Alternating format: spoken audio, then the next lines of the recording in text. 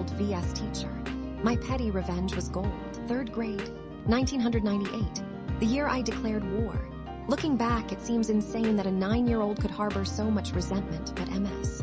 Trunchbull, well, the name says it all, doesn't it? It wasn't her real name, of course, but it fit perfectly. Our school was a brick monstrosity, the kind where the linoleum floors always smelled faintly of floor wax and despair. The air hung heavy with the promise of standardized tests and the faint echo of children crying in the nurse's office. I was generally a good kid. Not a genius, not a troublemaker, just average. Eager to please, even. I colored inside the lines, raised my hand before speaking most of the time, and genuinely tried my best. MS. Trunchbull changed all that. From day one, it was like she had it out for me.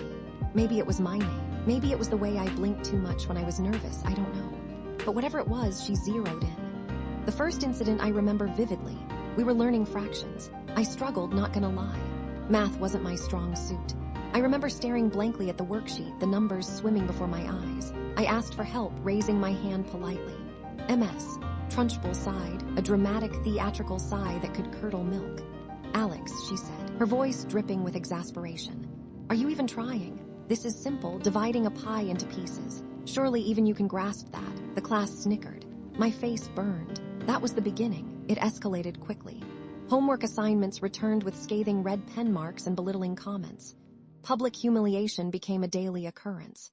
Alex, were you even listening? Alex, pay attention. For once, Alex, are you sure you're in the right grade? It wasn't just the academic stuff. If I fidgeted, I got a detention.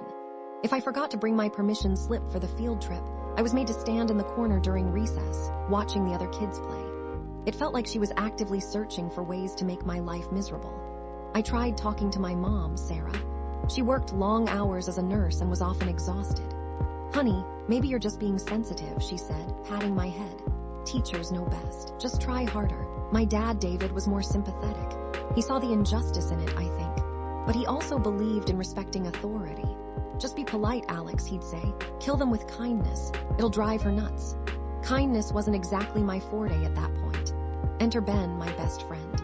Ben was a whirlwind of mischief and boundless energy. He was the class clown, the kid who always had a joke ready, even if it was inappropriate. He was also fiercely loyal. He saw what MS.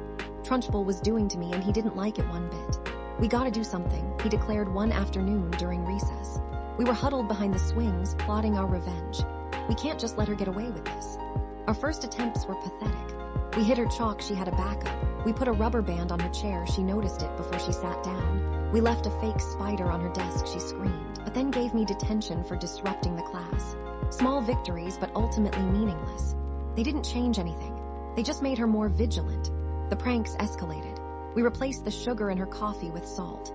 We rearranged the letters on the bulletin board to spell out mildly offensive words.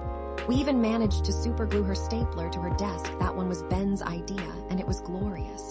But still, it wasn't enough. It was like trying to fight a hurricane with a water pistol. Then came the day she made me stand in the hallway during a music lesson. Mrs. Davison, the music teacher, was the complete opposite of MS. Trunchbull. She was kind, encouraging, and actually seemed to enjoy teaching. Music was the one class I genuinely looked forward to. MS. Trunchbull claimed I was being disruptive. I wasn't. I was humming, standing outside the music room, listening to the joyful sounds of the other kids singing was the last straw. Something inside me snapped. I wasn't just angry anymore, I was determined. I started keeping a journal, not just any journal, a revenge journal. I documented every instance of MS. Trunchbull's unfair treatment, every snide remark, every unwarranted punishment. I wrote down the dates, the times, the witnesses if there were any. It was my ammunition. I knew I couldn't fight her alone. I needed proof. I needed allies. One afternoon, I overheard MS. Trunchbull yelling at another student, a quiet, shy girl named Emily. Emily had forgotten her homework, and MS. Trunchbull was tearing her apart in front of the entire class. That's when I knew I wasn't the only one. That night, I almost gave up. The weight of it all felt overwhelming. MS. Trunchbull had broken me down, made me feel worthless. I was sitting at the kitchen table, staring blankly at my homework, when my dad came in. He sat down next to me and put his arm around my shoulder. "You okay, kiddo?" he asked. I shook my head, tears welling up in my eyes. "She hates me, Dad," I choked out. "She really hates me." He sighed and pulled me closer. "Listen, Alex," he said. "Sometimes life isn't fair. Sometimes you're going to run into people who are just plain mean. But you can't let them win. You have to stand up for yourself. You have to fight back. He looked me in the eye, his gaze serious. But he added, you have to do it the right way. You can't sink to their level. You have to be smarter than them. That's when the idea struck me. The school was having a talent show. MS. Trunchbull was in charge of organizing it. It was the perfect opportunity. Ben and I spent weeks planning our masterpiece. It was elaborate, complex, and utterly ridiculous, but it was also brilliant. The plan hinged on MS, Trunchbull's predictable behavior. She was a stickler for rules, a control freak who needed everything to be perfect. We knew she'd be backstage, micromanaging every detail. We also knew she had a sweet tooth. She kept a stash of chocolate chip cookies in her desk drawer, which she'd sneak throughout the day. Our plan involved replacing those cookies with something else. The night of the talent show arrived. The auditorium was packed with parents, students, and teachers. The air crackled with anticipation. Ben and I worked like a well-oiled machine, while he distracted MS. Trunchbull by accidentally spilling a cup of juice on her dress, a pre-arranged diversion, of course. I slipped into her classroom.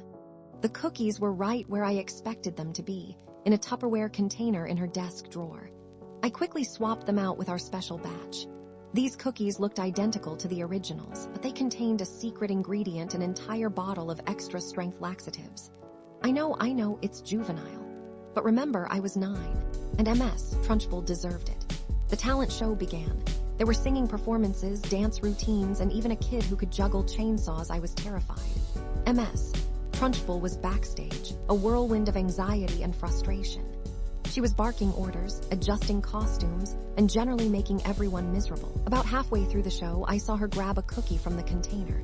She popped it into her mouth and chewed contentedly. Ben and I exchanged a knowing glance. The plan was in motion. It didn't take long.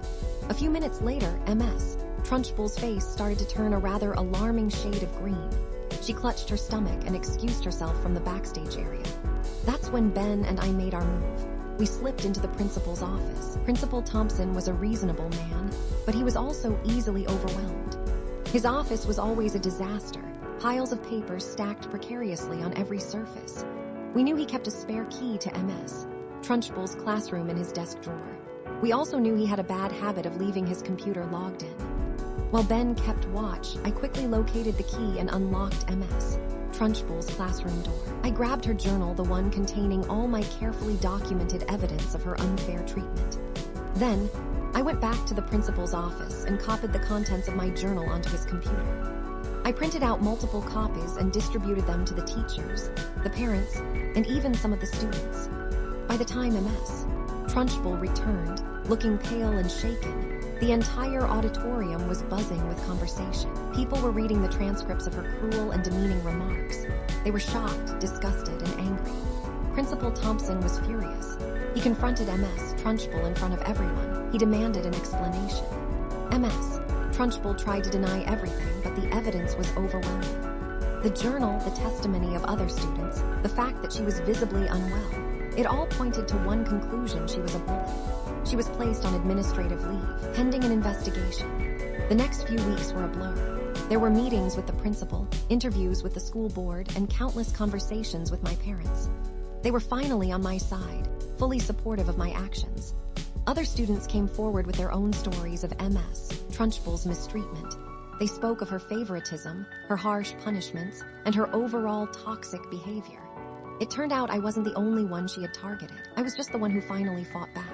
MS, Trunchbull, was eventually fired. She was replaced by a new teacher, Mrs. Peterson, who was kind, patient, and actually seemed to care about her students. The atmosphere in the classroom changed dramatically. It was like a dark cloud had lifted. Kids were laughing, participating, and genuinely enjoying learning again. Ben and I were hailed as heroes. We had stood up to a bully and won. We had made a difference. But looking back, I realized it wasn't just about revenge. It was about justice. It was about fairness. It was about standing up for what's right, even when it's difficult. It was also about the lasting impact of MS, Trunchbull's behavior. Even now, years later, I still remember her words, her criticisms, her attempts to break me down. They left a scar, a reminder of the power of words and the importance of treating others with respect. The revenge, it was satisfying, sure, but the real victory was in knowing that I had made a difference, that I had helped to create a better learning environment for myself and my classmates. And it taught me a valuable lesson sometimes, The smallest acts of defiance can have the biggest impact. Third grade, 1998, the year I declared war, and won. And while the laxative cookies might have been a bit much, I still think, even now, my petty revenge was gold.